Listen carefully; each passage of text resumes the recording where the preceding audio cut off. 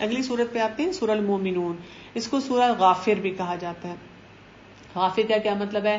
جیسے ابھی ہم نے پڑھا، اللہ تعالیٰ نے کہا کہ میری رحمت سے مایوس نہ ہونا. تو یہ جو سورہ غافر ہے یا سورہ مومن ہے، اس میں بار بار اللہ کی مغفرت کی بات جو ہے وہ آ رہی ہے، اور اس میں ہمیں بار بار یہ بتایا جا رہا ہے کہ جو اللہ کا وعدہ ہے یا اللہ نے جو وعدے کیے ہیں ان کی طرف واپس آؤ.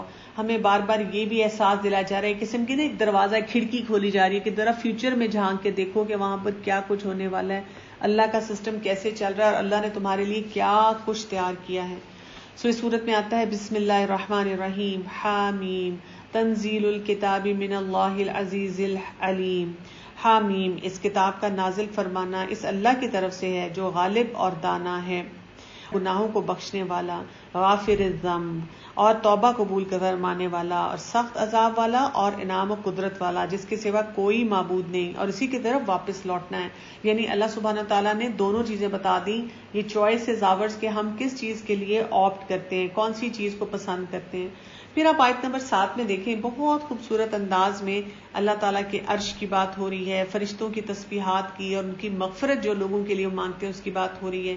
الذین یحملون العرش ومن حوله یسبحون بحمد ربهم ویؤمنون به ویستغفرون للذین آمنوا ربنا وسعت كل شیء رحمة وعلما فاغفر للذین تابوا واتبعوا سبیلک وقیہم عذاب الجحیم. کیا کہا جا رہا ہے؟ عرش کے اٹھانے والے اور اس کے آس پاس کے فرشتے اپنے رب کی تسبیح حمد کے ساتھ کر رہے ہیں اور اس پر ایمان رکھتے ہیں اور ایمان والوں کے لیے استغفار کرتے ہیں، اور وہ کہتے ہیں اے ہمارے پروردگار، تو نے ہر چیز کو اپنے بخشش اور علم سے گھیر رکھا ہے، بس انہیں بخش دے جو توبہ کرے اور تیری راہ کی پیروی کرے، اور تو انہیں دوزخ کے عذاب سے بچا لے. یعنی آپ سوچیں کہ فرشتے جو ہیں وہ دعائیں کر رہے ہیں، یعنی یہاں پہ بتایا جا رہا ہے وہ مغفرت کے لیے دعائیں کر رہے ہیں. کن لوگوں کے لیے کر رہے ہیں؟ جو اللہ تعالیٰ کو مانتے ہیں، یؤمنون، وہ اللہ کو مانتے ہیں، وہ استغفار کر رہے ہیں. تو وہ کیا ایمان والوں کے لیے جو فرشتے ہیں وہ بھی دعائیں کر رہے ہیں. اب آپ دیکھیں، ہمیں ویسے بھی پتہ چلتا ہے نا دعاؤں کے سلسلے میں جب ہم بات کرتے ہیں کہ اللہ سبحانہ تعالیٰ نے ہمیں کیا بتایا، جو احادیث میں ہمیں پتہ چلتا ہے کہ غائبانہ دعا بھی قبول ہوتی ہے. جیسے ہم کسی کے حق میں دعا کریں تو وہ دعا جو ہوتی ہے وہ قبول ہوتی ہے. تو یہاں پر فرشتوں کی دعائیں، اگر ہم ایمان والے ہیں اور ہم اپنی طرف سے جینوئنلی کوشش کر رہے ہیں، اور چھوٹی موٹی مشکلات تو انسان کی زندگی میں آتی ہی رہتی ہیں، تو ان مشکلات سے نمٹنے کے لیے کیا ہے، ہم بھی کثرت سے استغفار کریں، اور ہم جو اللہ تعالیٰ کی طرف سے جو فرشتے ہمارے لیے دعائیں کر رہے ہیں ہم اس پہ بھی ایک آپ کے اندر ایک اچھی سینس اور ایک اچھی فیل آنی چاہیے. آیت نمبر 19 میں ایک امپورٹنٹ بات بتائی جا رہی ہے، یعلم خائنۃ الاعین وما تخفی الصدور. ایک چھوٹی سی وارننگ ہے، وہ آنکھوں کی خیانت کو اور سینے کی پوشیدہ باتوں کو بھی جاننے والا ہے. آپ دیکھیں کس کس قسم کی خیانتیں ہوتی ہیں. اسکرین پہ انسان کیا دیکھتا ہے، کتابوں میں انسان کیا پڑھتا ہے، لوگوں سے ملتے وقت کیا کیا معاملات کرتا ہے. تو اللہ سبحانہ تعالیٰ کہتے ہیں کہ یہ جو اس قسم کی خیانتیں ہیں، اور آج کل یہ بڑھتی چلی جا رہی ہیں، اور پھر جب آنکھ کی خیانت ہوتی ہے تو اس کے ساتھ دماغ کے اندر پھر وہ جو کھچڑیاں پکنی شروع ہوتی ہیں، اور دل کے اندر جو پھر حرام خواہشات جو ہیں جڑ پکڑتی ہیں، مضبوط ہوتی ہیں. یہ جتنا بڑا چیلنج بن چکا ہے. اس لیے آپ دیکھیں کہ آنکھ کو نیچا رکھنے کے لیے کہا گیا تاکہ انسان کا دل بھی جو ہے وہ محفوظ رہ سکے. تو اس کے بارے میں جو اشارہ کیا گیا ہے اس کو سمجھیں اور اس کے بارے میں سوچیں کہ ہم نے کس طرح سے اپنے آپ کو بچانا ہے. اور ان سب چیزوں کا، ایسی خیانتوں کا کیا سلوشن ہے؟ کئی دفعہ لوگ آ کے آپ سے پوچھتے ہیں کہ ہم ایڈکٹ ہو گئے ہیں ایسی چیزوں کو، ایسا حرام قسم کا مٹیریل دیکھنے کا، تو آپ کو اس کا کیا سلوشن ہے؟ اس کا ایک ہی سلوشن ہے کہ آپ اپنے تقویٰ پہ کام کریں. جیسے ہم پبلکلی یہ چیزیں نہیں دیکھتے نا، ہمیں ڈر ہوتا ہے کہ لوگوں کو پتا چلے گا تو کیا ہوگا، ہسٹری لوگ ڈیلیٹ کرتے رہتے ہیں. تو آپ ہر موقع پہ یہ سوچیں میرا رب دیکھ رہا ہے. تقویٰ یہی ہے نا کہ مجھے ہر حال میں پتا ہو کہ اللہ تعالیٰ جو ہے وہ دیکھ رہے ہیں. آیت نمبر 55 سورہ المؤمن میں آ رہا ہے، فاصبر ان وعد اللہ حق واستغفر لذنبک وسبح بحمد ربک بالعشی والابکار. بہت خوبصورت انداز میں کیا کہا جا رہا ہے، اے نبی صلی اللہ علیہ وسلم آپ صبر کیجئے، اللہ کا وعدہ بلا شک و شبہ سچا ہی ہے، اور اپنے گناہوں کی معافی مانگتا رہے، اور صبح شام اپنے پروردگار کی تسبیح اور حمد بیان کر. یعنی جب ہم دین کے راستے پہ نکلیں گے تو ہمیں کیا کچھ کرنا ہوگا؟ سب سے پہلے تو صبر کرنا ہوگا، ایموشنل اسٹیبلٹی اپنے اندر لانی ہوگی، نیکیوں پہ اپنے آپ کو جمانا ہوگا، گناہوں سے اپنے آپ کو دور رکھنا ہوگا، اور اس بات کا کامل یقین رکھنا ہوگا کہ اللہ تعالیٰ کا وعدہ سچا ہے. اور پھر جو ہم سے گناہ ہو جائیں ہم اس پہ استغفار پڑھیں اور صبح شام تسبیحات کریں. یہ صبح شام کی جو تسبیحات آتی ہیں ان کے بارے میں خاص طور پہ جو ہے ذکر آ رہا ہے کہ ان کے بارے میں ہم ذرا زیادہ اپنے آپ کو پرٹیکولر کر لیں. اس میں بھی لوگوں کے چیلنجز ہوتے ہیں, یا تو لوگوں کو صبح شام کی تسبیحات کی امپورٹنس نہیں پتا ہوتی, یا ویسے ہی نہیں پتا ہوتی, یا ان کو طریقے نہیں آتے. تو کوئی نہ کوئی اپنے لیے طریقہ نکالیں کہ آپ صبح بھی تسبیحات پڑھیں اور شام کو بھی تسبیحات پڑھیں اور کثرت سے استغفار کرتے رہیں. اگلی سورت پہ آ جاتے ہیں, سورہ حامیم سجدہ. اس کو سورہ فصلت بھی کہا جاتا ہے. ایکسپلین کیا گیا نا, بیان جو ہے وہ اچھے انداز میں جو ہے وہ سمجھایا جا رہا ہے ہمیں, جو تفصیل سے وضاحت کے ساتھ کوئی چیز بتائی جائے. تو اس میں آتا ہے بسم اللہ الرحمن الرحیم, حامیم تنزیل من الرحمن الرحیم, کتاب فصلت آیاتہ قرآنا عربیا لقوم یعلمون.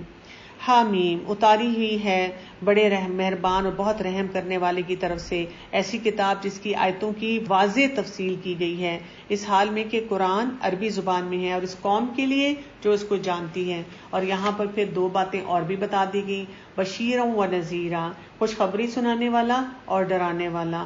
پھر بھی ان کی اکثریت نے منہ موڑ لیا اور وہ سنتے ہی نہیں ہیں. ایک تو قرآن پاک کی بات ہوئی کہ یہ نازل کس نے کیا, رحمان نے کی ہے.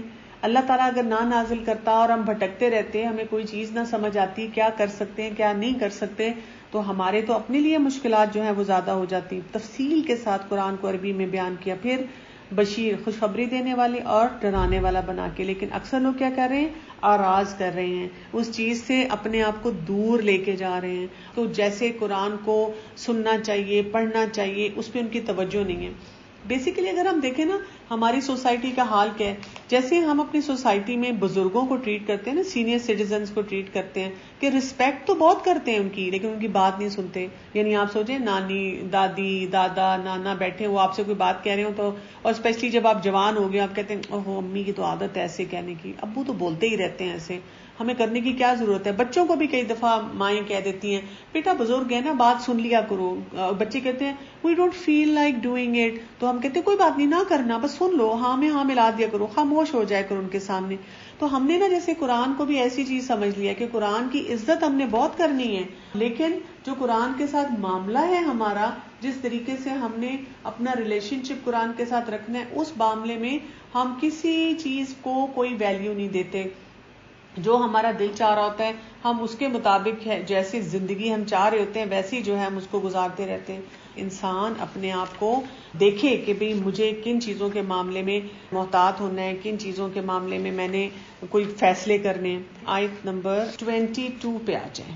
اور تم اپنی بدعمالیوں کی اس وجہ سے پوشیدہ رکھتے ہی نہ تھے کہ تم پر تمہارے کان اور تمہاری آنکھیں اور تمہاری کھالیں گواہی دیں گی. ہاں تم یہ سمجھ رہے تھے کہ تم جو کچھ کر رہے ہو اس میں سے بہت سے اعمال سے اللہ بے خبر ہے. کہ جو ہم اپنے آپ کو بہت پاک صاف, یا وہ بات ہم نہیں بتانا چاہ رہے کسی کو, لیکن ہماری اپنی باڈی جو ہے اس وقت وہ ہے جو گواہی دینا شروع کر دے گی. اور 23 آیت میں بہت امپورٹنٹ بات یہاں بتائی جا رہی ہے, وَذَلِكُمْ ظَنُّكُمُ الَّذِي ظَنَنْتُمْ بِرَبِّكُمْ أَرْدَاكُمْ فَأَصْبَحْتُمْ مِنَ الْخَاسِرِينَ. اور تمہاری اس بدگمانی نے جو تم نے اپنے رب سے کر رکھی تھی تمہیں ہلاک کر دیا اور بالآخر تم خسارے میں آنے والوں میں سے ہوگے. یہاں پہ ظن کی بات کی گئی ہے, گمان کی بات کی گئی ہے. یہ جو تھاٹ پروسیس ہمارے اندر چلتا ہے نا اس کے اوپر بات کی گئی ہے. ہوتا یہ ہے کہ کوئی ہم چینج یا تبدیلی چاہ رہے ہوتے ہیں نا, تو ہمیں اپنی ایک یوزول طریقہ ہوتا ہے ہمارا کسی بھی بات کو سوچنے کا, کسی بھی بات کے بارے میں کوئی فیصلے کرنے کا. ہم اگر اپنی اس سوچ کو نہ خاص طور پہ اس کے اوپر فوکس کریں کہ ہم نے کس طریقے سے سوچنا ہے, کیونکہ سب سے پہلے جو ہماری سوچ ہوتی ہے نا, سوچ کے ساتھ ہماری فیلنگز اٹیچڈ ہوتی ہیں. یعنی جب ہم کوئی چیز سوچتے ہیں تو ہم دیکھتے ہیں کہ ہمارا اس کے بارے میں ایموشنل رسپانس کیسا ہے. وہ ایموشنل رسپانس کہاں سے آتا ہے, جو بھی ہماری اپنی پرسیپشن ہوتی ہے, یا جو ہمارے بہت سے ایکسپیرینسز ہوتے ہیں. مثلاً اگر ہم خوش ہیں کسی بات پہ تو ہمارا اچھا ایموشنل رسپانس ہوگا, اگر ہم خوش نہیں ہیں تو ہمارا رسپانس نہیں اچھا ہوگا. ان دونوں چیزوں کے ساتھ ہمارا بیہیویئر ریلیٹڈ ہوتا ہے.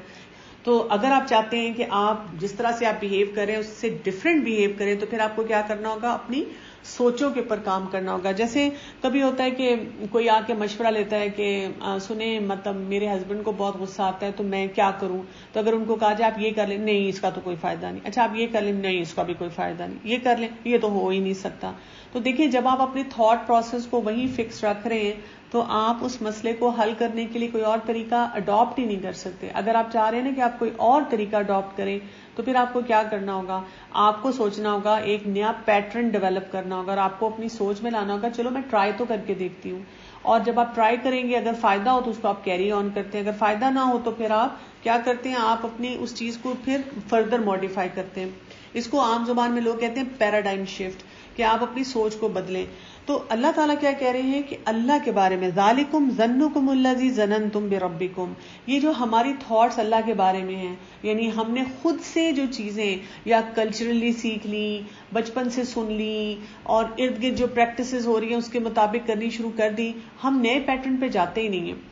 میں ہاسپٹل میں ایک بچے کو چیک کر رہی تھی, نیو بورن بچہ تھا, اس کے ہاتھ پہ بھی ایک کالا دھاگا سا بندھا ہوا تھا, اور اس کے سر کے اوپر بھی جو اس نے کیپ پہنی تھی تو کالی پٹی بندھی ہوئی تھی, اور پھر کالا ٹیکا بھی لگا ہوا تھا. تو میں نے ان کی اٹینڈنس سے ایسے کیجولی سا ذرا کہا لائٹر ٹون میں, اتنا آپ نے کالا کیوں اس کو کیا ہوا ہے؟ تو انہوں نے کہا جی تاکہ نظر نہ لگے. تو میں نے کہا اچھا آپ کے پاس کیا دلیل ہے کہ کالی چیز پہنانے سے نظر نہیں لگے گی؟ تو وہ مجھے کہتی ہے جی وہ ہمارے بزرگ جو ہے نا وہ یہی کیا کرتے تھے, پھر ہم بھی یہی کرتے ہیں. تو میں نے کہا اچھا آپ کو پتا ہے نا قرآن میں بھی یہی کہا جاتا ہے کہ جو بھی وہ کام کرتے تھے ان کے پاس یہ دلیل نہیں تھی کہ اس میں اللہ کا حکم ہے یا رسول اللہ صلی اللہ علیہ وسلم کی سنت کے مطابق یہ کام ہے, وہ بھی یہی کہتے تھے کیونکہ ہمارے بزرگ کرتے تھے اسی لیے ہم کرتے چلے جا رہے ہیں. اچھا آگے سے لوگوں کا یہ ہوتا ہے ہاں جی بس دیکھیں نا جی اب بزرگوں کی بات ہی سننی ہوتی ہے. تو میں نے ان سے کہا دیکھیں ہو سکتا ہے اگر آپ اپنے بزرگوں کی بات سن رہے ہیں اور اس میں اللہ رسول کا حکم کچھ اور ہو, تو جو کرنے کا کام ہے نظر کے لیے وہ آپ نہ کریں اور اس کو مس کر جائیں اور پھر اس کو نظر لگ جائے. تو میں نے کہا ذرا اس کے بارے میں سوچئے گا. یعنی کہ لوگوں کو سمجھ نہیں آتی, ہے بہت بڑا چیلنج ہے جب آپ چاہ رہے ہوتے ہیں کہ لوگوں کو کوئی چیز اچھے طریقے سے سمجھائیں. یہاں پر ہمیں جسے کہتے ہیں نا اپنی سوچوں کو اور اپنے بلیف سسٹم کو ان کے اوپر ضرور ان کو چیلنج کرنا چاہیے. اور مجھے ہمیشہ سے لگتا ہے کہ اگر ہم قرآن پڑھ رہے ہو نا, یہ بڑا ایک سیف ایریا ہوتا ہے. یعنی آپ دیکھیں نا مثلا میں اگر کسی گیدرنگ میں بیٹھی ہوں کچھ اور لوگوں کے ساتھ اور وہ مجھے ایک نئی آئیڈیالوجی دے رہے ہیں, نیا تھاٹ پروسیس دے رہے ہیں, تو ہو سکتا ہے وہ ورکیبل ہو سکتا ہے نہ ورکیبل ہو, آج سے 10 سال بعد وہ چینج ہو جائے, کوئی نئی ریسرچ آ جائے اور وہی لوگ جو مجھے کہہ رہے تھے کھانا ایسے کھاؤ, یہ کیٹو ڈائٹ کرو اور یہ کرو اور وہ کرو, اب وہ خود ہی اسی کے خلاف بولنا شروع کر دیں کہ نہیں نہیں جی یہ چیز تو بالکل ٹھیک نہیں ہے, یہ نہیں کرنی چاہیے. لیکن جو اللہ کا حکم ہے وہ 1400 سال سے ویسے ہی چلا آ رہا ہے, اور اس میں جو خوبصورتی ہیں ہم ہر وقت ڈسکور کرتے ہیں. تو اللہ کے بارے میں ہمارا کسی بھی معاملے میں گمان یا برا بھی نہیں ہونا چاہیے, اور اوور بورڈ ہو کے اتنا اچھا بھی نہیں ہونا چاہیے کہ ہم برائیوں پہ برائیاں کرتے چلے جائیں اور ہم ان چیز کو ویلیو ہی نہ دیں. اللہ تعالیٰ نے جو ہمیں کام کہا ہم اس کو کیسے کریں گے. تو اس چیز کے بارے میں اچھی طرح سے انسان کو ذرا اپنی کلیئرٹی رکھنی چاہیے, اور اس کے اوپر کام بھی اچھے طریقے سے کرنا چاہیے کہ ہم غلط راستے پہ نہ چلے جائیں. آ جائیں آیت نمبر 33 پہ. یہاں پہ اللہ سبحانہ تعالیٰ کیا کہتے ہیں, اور اس سے زیادہ اچھی بات والا کون ہے جو اللہ کی طرف بلائے اور نیک کام کرے اور کہے کہ میں یقیناً مسلمانوں میں سے ہوں. کتنی خوبصورت بات ہے نا کہ وَمَنْ أَحْسَنُ قَوْلٌ مِّمَّنْ دَعَا إِلَى اللَّهِ وَعَمِلَ صَالِحًا وَقَالَ إِنَّنِي مِنَ الْمُسْلِمِينَ, اچھے انداز میں بات کرنے والا ہو اور اچھے انداز سے اللہ کی طرف بلانے والا ہو. آپ دیکھیں اس میں ہماری سب سے بڑی رسپانسبلٹی اپنے گھر والوں کے ساتھ آتی ہے. آپ دیکھیں کئی دفعہ ہم بات سے ہی کر رہے ہوتے ہیں لیکن ٹون ہماری اتنی بری ہوتی ہے. مثلا بچے کو آپ نے نماز کے لیے کہنا ہے لیکن آپ اتنی بری ٹون میں اس کو کہتے ہیں, اتنے سارکیسٹک ہو جاتے ہیں, طنزیہ انداز میں کہتے ہیں کہ بچہ پھر اٹھتا نہیں ہے نماز پڑھنے کے لیے. لیکن اگر آپ اپنی مائلڈ ٹون میں وہی بات کہہ دیتے ہیں تو بچہ سن لیتا ہے. بچہ آپ کا گانے سن رہا ہے تو آپ اس کو مائلڈ ٹون میں بتا دیتے ہیں کہ بیٹا آپ کو پتہ ہے یہ سے حلال کام نہیں ہے, تو اس کے اوپر زیادہ اثر ہوتا ہے بجائے اس کے کہ آپ چیختے چلاتے اٹھے اور کوئی چیز آپ نے پکڑی اور پھینکی اور توڑی. مجھے یاد ہے کافی سال پہلے جب میں نے نیا قرآن پڑھنا شروع کیا تو پرسنالٹی میں بھی چینج آتی ہے تو لوگ بھی آبزرو کرتے ہیں. تو میری ایک پیشنٹ تھی, وہ آئیں تو مجھے کہتی ہیں کہ ڈاکٹر صاحب آپ میں بہت چینج آئی ہے, کیسے آئی ہے؟ تو میں نے کہا میں نے قرآن پڑھنا شروع کیا. تو مجھے اتنی معصومیت سے کہتی ہیں تو پھر آپ نے بھی اپنے گھر کا ٹی وی اٹھا کے باہر پھینک دیا, توڑ دیا ہے. مطلب پہلے مجھے لگا وہ مجھ سے مذاق کر رہی ہیں, لیکن جب میں نے ان کو کہا کہ مطلب میں کیوں ٹی وی توڑوں گی, کہتی نہیں ایکچولی ہمارے جاننے والے ہیں، انہوں نے قرآن پڑھنا شروع کیا تھا تو سب سے پہلے وہ گھر آئے تھے، انہوں نے آ کے نا ٹی وی کو توڑا تھا اور باہر پھینک دیا تھا. تو یہ انداز ایسا ہے جو لوگوں کو خوف زدہ کر دیتا ہے.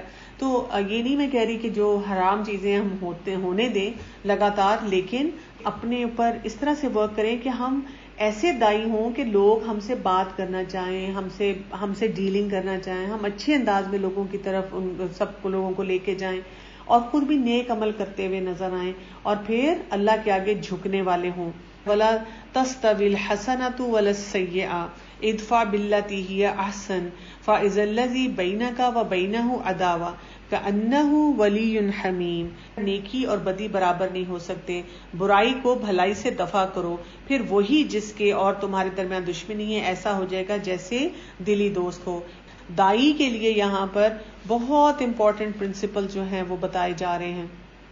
جب ہم اپنے آپ کو اس چیز پر جمانے کے لیے کام کرتے ہیں تو اس سے بہت سی انسان کے لیے آسانی آتی ہے. اسی لیے آپ دیکھیں کہ آیت نمبر 36 میں کیا بات بتائی جا رہی ہے، وَإِمَّا يَنزَغَنَّكَ مِنَ الشَّيْطَانِ نزغ فاستعذ باللہ انہ هو السمیع العلیم. اور اگر شیطان کی طرف سے کوئی وسوسہ آئے تو اللہ کی پناہ طلب کر لو، یقیناً وہ بہت ہی سننے والا اور جاننے والا ہے. کیئرفل، محتاط طریقے سے سارے معاملات جو ہیں ان کو لے کر چلے، نہیں تو انسان جو ہے شیطان کے نرغے میں بہت جلدی جو ہے وہ پھنسنا شروع ہو جاتا ہے.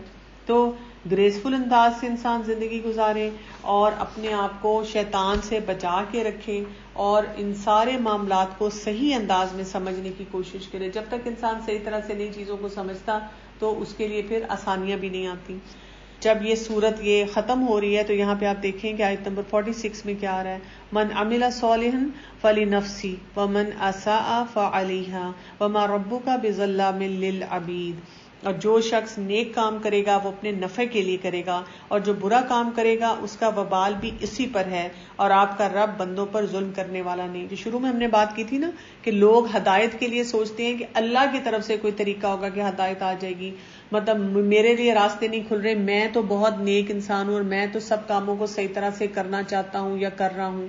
تو یہاں پہ یہ چیز بتائی جا رہی ہے کہ جو بھی انسان اپنی طرف سے ایفرٹ کرے گا اس کو فائدہ دے گی، اور اگر کوئی فائدہ نہیں کرے گا، یعنی آپ خود ڈیسیژن کر رہے ہیں، آپ کے پاس جیسے ہوتا ہے نا آپ گوگل میپ پہ دیکھتے ہیں کہ یہ میری ڈیسٹینیشن ہے، یہ میری لوکیشن ہے، لیکن آپ اس لوکیشن پہ جاتے ہی نہیں ہیں، آپ غلط ٹرن لے لیتے ہیں. آپ دیکھیں گوگل میپ بھی ہمیں جب غلط ٹرن لیتے ہیں تو وہ ری روٹ کر دیتا ہے، وہ دوبارہ ہمیں اسی طرف لانے کی کوشش کرتا ہے جو کہ صحیح راستہ ہے. لیکن کچھ لوگ کیا کریں کہ پھر بھی اس راستے پہ نہ آئیں، ری روٹ ہوتا جا رہا ہے، بار بار آپ کو انڈیکیشن ملتی جا رہی ہیں، وہ آپ کو بار بار بتاتا جا رہا ہے گوگل میپ کہ you are on the wrong track, you are on the wrong track, لیکن آپ نہ سنیں تو پھر کس کا قصور ہے. تو اسی طرح سے جو قرآن ہے، جب ہم قرآن پڑھنا شروع کرتے ہیں، قرآن کی روشنی میں ہم بہت سے اپنے معاملات کو دیکھنا شروع کرتے ہیں، تو ہمیں قرآن بار بار بتا رہا ہوتا ہے کہ کون سے راستے درست ہیں، کون سے غلط ہیں، کن کی طرف ہماری توجہ ہونی چاہیے، اور اگر ہم اب ان کی طرف نہ دیکھیں تو اس میں پھر ہمارا اپنا قصور ہے. سبحانک اللہم و بحمدک اشہد ان لا الہ الا انت استغفرک و اتوب الیک. السلام علیکم و رحمۃ اللہ وبرکاتہ.